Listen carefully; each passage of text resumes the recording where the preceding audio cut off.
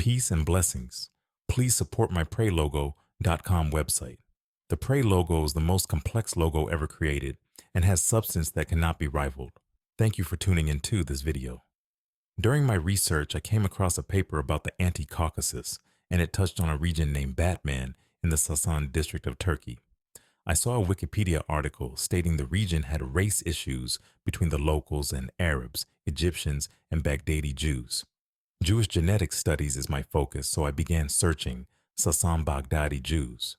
My word search led me to the Sassoon family, a well-to-do Baghdadi Jewish family.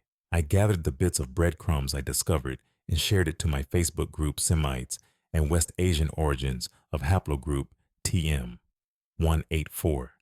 And Peter Landon shared some information he discovered while doing his own personal research. I will share the screenshots pertaining to this post and leave it up to you to determine the evidence. I didn't see anything relating the region to this wealthy family who was referred to as the Rothschilds of the East due to their banking and money management history. I also found nothing connecting the Sassoons family with Y-DNA haplogroup T-M70 that was until now. This small article, written by Avi Sayom, who was credited with all rights reserved to him, somehow made it past my desk without my attention, even after doing my due diligence or what I believe was a good dig for strong sources. Yesterday, doing a Google search, the Sassoons and T-M70 came up in Google while I was looking for something unrelated, and this is unedited in its original form. The Copyright Act's Fair Use Doctrine allows the limited use of copyrighted material without permission for certain purposes. The Fair Use Doctrine is outlined in Section 107 of the Copyright Act. This falls well within this guidelines and will use for Lost Tribe DNA's continued research and for our haplogroup T-M70 members who appreciate even the tiniest of data crumbs. As we have seen, our Sassoon family, the descendants of Haim Sassoon and Farida Sardal, is an offshoot of one R. Israel Sassoon. That is, Haim was a grandson of R. Israel. Haim's father was probably called Raphael, since he called his eldest son Raphael. At any rate, we shall use this name for him as a working hypothesis. R. Israel was born in Baghdad in about 1800 to 1810, and he migrated to Damascus in 1838 with his family. He died and was buried there in 1874. Israel's son, Raphael, was either born in Baghdad, a bit before the migration, or in Damascus soon after it, say 1835 to 1840. Raphael's son Haim was born in Damascus in 1874. We have already demonstrated with certainty that R. Israel Sassoon is the grandfather of Haim, with reference to the autobiography of Eliyahu Sassoon, the Israeli politician. Eliyahu was a known first cousin of our parents, as we know from several first-hand witnesses in our family who met him in person and interacted with him and his family as such. Therefore, Eliyahu's father, David, was a brother of our grandfather Haim, and Raphael was the father of David as well as Haim. Unfortunately, Eliyahu has no surviving direct male descendant, so we cannot confirm his relation to us by a genetic test. But we do not need such testing in this context, because the witness testimony is indubitable.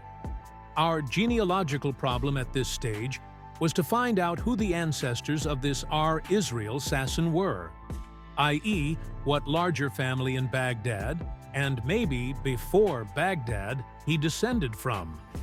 Several different and contradictory theories have been floated in this regard, and we had no reliable way to choose among them, even if some seemed superficially more credible than others.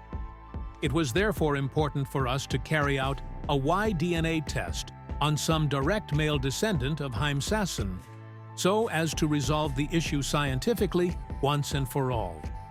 For those who have no knowledge of genetics, I should say the following in my own words, not that my knowledge is any more than elementary. Every human being gets his or her genetic makeup from his or her natural parents. Each human cell contains two intertwined DNA molecules, chromosomes. one inherited from the father and one from the mother. A male's cells contain 2 chromosomes labeled X and Y. A female's cells contain 2 chromosomes labeled X and X. Thus, males and females differ in that males are XY and females are XX. The Y DNA of a male necessarily comes from his father, while the X DNA of a male necessarily comes from his mother, but may originate either from her father or from her mother. The 2 X DNA of a female come, one from her father's mother, and the other from her mother's father, or her mother's mother. These principles generally hold, though there are very rarely some special cases. In any case, the point to note here is that Y DNA is always passed from father to son, and never to a daughter. Furthermore, in principle, the Y DNA is passed on essentially unchanged throughout the generations down the male line, if any. In practice, there may be mutations on the way, but the Y DNA may be considered a generally reliable guide to ancestry. Thus, if we know the Y DNA composition of a male, we may assume that his father, grandfather, great-grandfather, and so on all had the same molecular composition. The composition is a very complex matter, but note one important factor: the haplogroup. In November 2019, conscious, as already explained, of the need for a genetic test to resolve the issue of our ancestry, I sponsored one of my male cousins to perform a Y-DNA 111 test with FamilyTredna.com. Any of the following living cousins could have taken the test: Victor Robert, the son of Raphael, or Robert, son of Jacques, or Victor, or Isaac, or Jack, the sons of Maurice. Also, of course, the sons of these could have taken the test.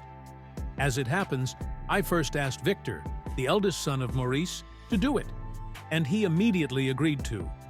His test results are in principle good equally for all these cousins and their fathers, and our grandfather Haim, and his father Raphael, and our Israel Sassoon, and so on. We got the verdict a few weeks later, and it identified Victor Sassoon's haplogroup as T-M702. There were, of course, many more details, but this fact alone was already precious, in that it allowed us to eliminate a host of speculations about our possible family connections. Thus, for instances, it differentiated our family from the famous Sheikh Sassoon ben Salah family, which is J2, from the R. Israel Sassoon Ajami family, which is E-M35, and sundry others, e.g., those found to be J1 and R2. However, there is still a possibility we might be related to the family of Hakam Sassoon Shinduk and or other families for which we have no genetic information so far. It is important to grasp that such negative comparisons, which eliminate possible hypotheses, are scientifically as important as positive. Also important, of course, are positive comparisons. As it happens, Victor's Y-DNA 111 yielded one relatively close genetic match, genetic distance 5, with a person called David Kobani, descending from a certain Shayon Kabane Sassoon, mid-19th century, who had the same haplogroup. We contacted David. However, it turned out that he did not have much more information on his roots than that. This meant that we unfortunately could not identify our common ancestor with precision, and therefore could not learn more about our own ancestor, our Israel Sassoon, than we already knew. Thus, for the time being, thanks to Victor's genetic test, we have new information. 1. On which known families we do not fit in with, and 2. On one family that we may possibly fit in with, according to documentation, literature, and chronology, but about which no genetic information is known so far that would settle the issue. This is roughly the situation as it stands today, but of course, it may and hopefully will further evolve over time. For more detail, see https://en.wikipedia Introduction to Genetics. Copyright, AVE Sion, all rights reserved. version of 1st April 2020. 2. We were initially informed more vaguely that he was KM9, but noticing that most matches were more specifically T-M70, we asked for and got a further analysis, and the certified result was indeed T-M70.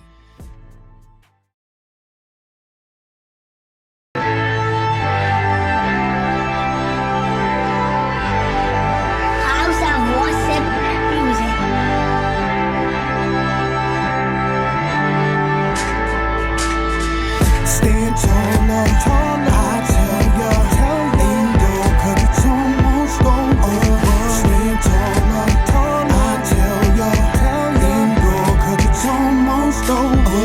Stand taller, I tell ya, ain't no cut, it's almost over. Stand taller, I tell ya, ain't no cut, it's almost over. Praise, we taking a stand, they getting livid. Afraid, we taking a stand to be delivered. Okay, we better than ever, never wavered. Always for the God Yahweh. This ain't cosplay, can't spell damn without DNA. 11-hour direct flight to Tel Aviv from JFK, and I'm not trying to live vicariously through the ancient remains found hidden in Galilee.